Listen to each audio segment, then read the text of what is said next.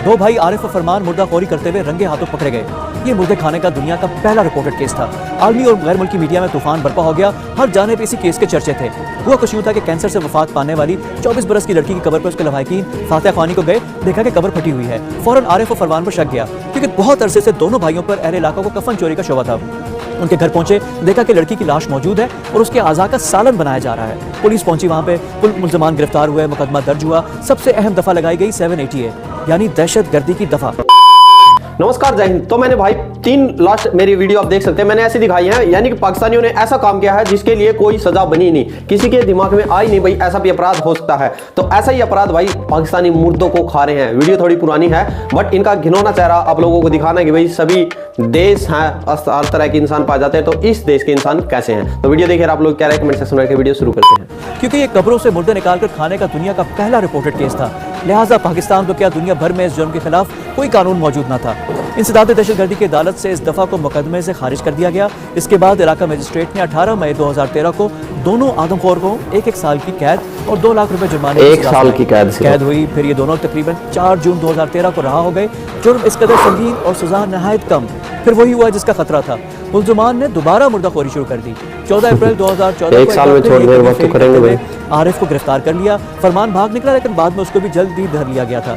ATC सरगोजा ने 11 जून 2014 को दोनों मुर्दाखोरों को 12-12 बरस कैद की सजा सुनाई। आज दोनों भाई फैसलाबाद जेल में कैद हैं, मगर बात यहीं खत्म नहीं होती। पुलिस जराये का कहना है कि आरिफ और फरमान और उनके खानदान के दीगर अफराद भी इस कभी जुर्म में शरीक थे, मगर उनके खिलाफ कोई कार्रवाई ना की गई। न जाने क्यों, मगर सबसे खतरनाक है कानून साजी ना करना।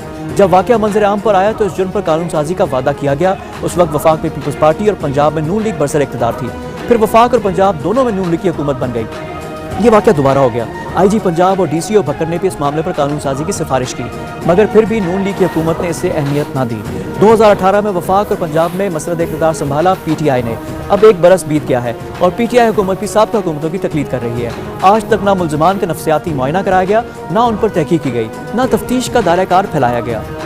सरकारी सुराग लगाने के लिए सरकारी सतह पर कोशिशें हुई हैं अभी तक, ना ये नेटवर्क तो नहीं इसके मामले में कोई बात की गई है। अब हम बात करेंगे प्रोग्राम के आखिरी सेगमेंट में मुर्दाखोरी का जो वाक़या हुआ था। ये वाक़या पाकिस्तान की तारीख में एक मुनफरिद वाक़या था। देखिए, हमारा जो 1860 का जो कानून है पाकिस्तान पीनल कोड, वो 1860 के तहत इन्होंने 1 साल किसी भी अगर कब्रिस्तान के अंदर डेड बॉडी की बेरहमती की जाए या वहाँ पे कब्रिस्तान की बेरहमती की जाए, तो ऐसी जगहों पे जो होता है उसमें 297 जो है पाकिस्तान पीनल कोड, उसका एजाज़ होता है। और उसकी सज़ा क्या है? उसकी सज़ा 1 साल है। अच्छा, अब ये देखिए ना, इतना बारबैरिक जो इंसिडेंट है कैनिबलिज्म का, कि इंसानी जिस्म गोश्त खाना, तो उसकी सज़ा सिर्फ 1 साल, और ये 1860 का कानून है। तो 3 जमातें रह चुकी हैं, पीपल्स पार्टी, मुस्लिम लीग नवाज और अब तहरीक इंसाफ को भी साल हो गए। कानून साजी क्यों नहीं करते इस पर? देखिए, हमारे चीफ जस्टिस साहब का आपने न्यू ईयर पे जो खिताब था आपने सुना होगा कि जुडिशल एक्टिविज्म जो बड़ा एक्टिव था नज़र नहीं आ रहा। 2007 में हमारी जो तहरीक चली थी रूल ऑफ लॉ की, बुकला की, जिसमें आप जैसे एंकर हजरात ने और आप जैसे जर्नलिस्ट हजरात की हमारे साथ मुकम्मल हमायत थी, और आप वहाँ पे जर्नलिस्ट भी शहीद हुए, जख्मी भी हुए हमारे साथ बुकला के। क्यों? रूल ऑफ लॉ की तहरीक, वो तो कामयाब होगी, लेकिन हमने उस रूल ऑफ लॉ की तहरीक की वजह से अदालत आज़ाद हो गए।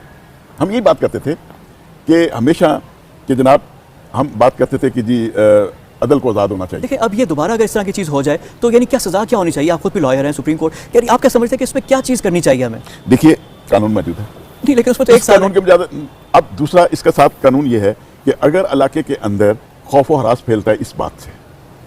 अच्छा, इसी से मैं आ जाता हूँ, क्योंकि पहली दफ़ा जब हुआ, जब निकला है, दोबारा इसी कभी हरकत में किया। अब उनको 88 एंटी टेररिज्म एक्ट के तहत अंदर किया गया। आप जब थे, आपने इसको पहले भी आपने कहा लगनी नहीं चाहिए। पहले जब इनको सजा हुई, जो छोड़ा गया, तो अदालत ने यही कहा था, लेकिन अब ये 88 के तहत ही अंदर है। तो 88 क्या इसमें लग सकती है सजा दहशतगर्दी वाली?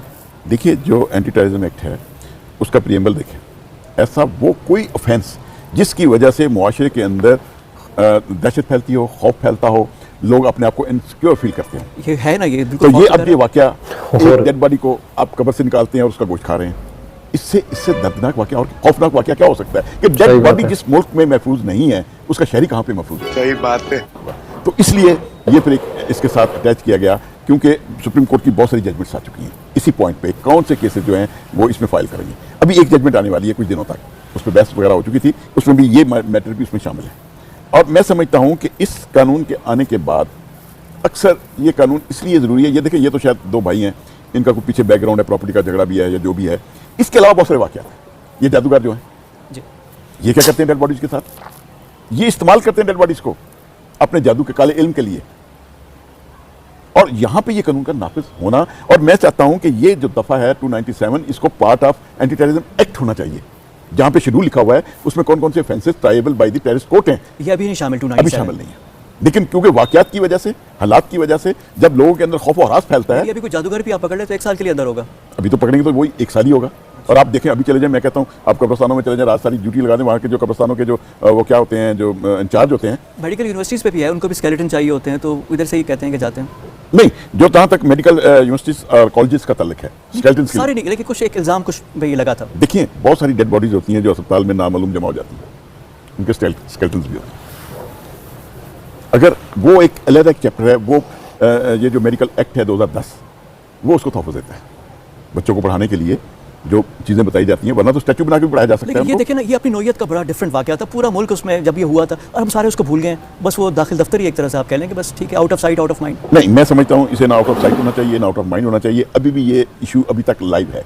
अभी भी आप अगर कब्रिस्तानों के अंदर ड्यूटियां लगा दें लोगों की, और स्पेशली स्पेशल ब्रांच वालों की, कि पता करें रात को या दिन को वहाँ पे कौन कौन से जादूगर आते हैं, कौन कौन से कब्रों के साथ क्या क्या हरकत करते हैं, कब्रें किस तरह बिकती हैं, किस तरह फरोख्त होती हैं, फिर एक डेड बॉडी ही निकाल दी जाती है, किसी और को बेच दी जाती है कब्र। ये मामला हो रहे हैं, ये हुरमती है डेड बॉडी की, बेहुरमती। अच्छा, अब ये भाई जो है 12 साल के लिए तो अंदर कर दिया फैसलाबाद जेल में, 12 साल के बाद ये निकल कर आ जाते हैं। अब वो कहते हैं ना, जब खून लगा हुआ है मुंह पे, इनको भी लगा हुआ है, अगर फिर ये शुरू करें तो फिर क्या?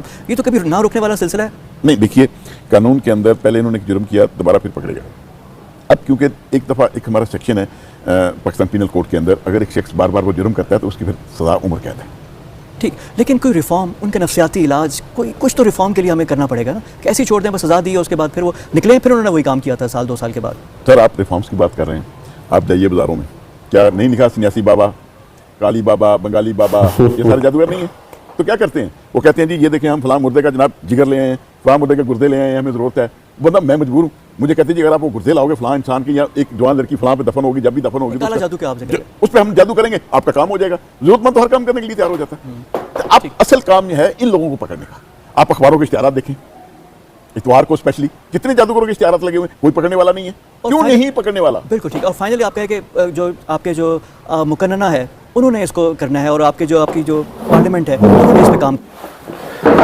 तो भाई टॉपिक है जो सोचने लायक है, ठीक है। और क्योंकि सबसे तो भाई जीते जागते भूत तो इंसान खुद ही होता है, यानी कि पाकिस्तान के अंदर ही नहीं भाई, हम इंडिया के अंदर भी बात करेंगे। यानी कि जो काला जादू करने वाले भाई जादूगर होते हैं, इनके पास ये खोपड़ियां वगैरह मिलती है, कहाँ से मिलती है? इन कब्रों से तो निकालते हैं, और ये क्या है, अपने खुद की थोड़ी ना लेके आते हैं। कई बार ये भाई ऐसा 2 हड्डी रख के ऐसे बना देते हैं, जैसे मेरी खोपड़ी लगा लो और 2 हड्डी लगा लो, ऐसे बनाते हैं, तो खतरा लिख देते हैं। यानी कि निशान दिया था जो खतरे का, और ये हड्डियां हैं। तो पाकिस्तान ने है सभी की सभी सीमाएं हैं जो पार कर दी हैं। पिछली वीडियो में आपने देखा होगा 52 डेड बॉडीज के साथ रेप किया था। उसके बाद लड़कियों की लाशें हैं वहां से निकालकर तालिबानियों ने उनके साथ रेप किया। और अब ये तीसरी वीडियो आप देख रहे हैं, पाकिस्तानियों ने डेड बॉडी को खा लिया। यह है पाकिस्तान की औकात। जय हिंद, जय भारत।